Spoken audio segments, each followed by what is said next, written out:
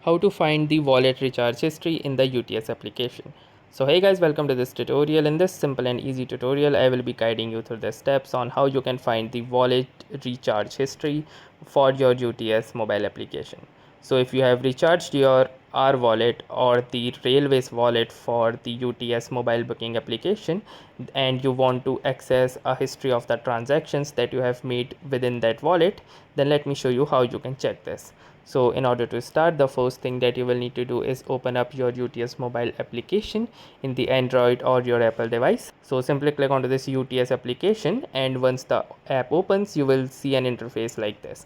Now in this interface, you have these different types of tabs. Make sure that you have selected the journey ticket, and under the journey ticket you can see this button that says transactions.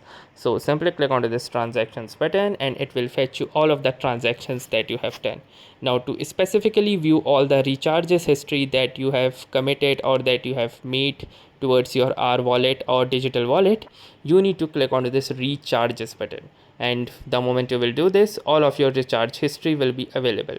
If you want to sort it from a particular date to a particular date, you can do so as well by selecting that appropriate date, and your transaction might get visible.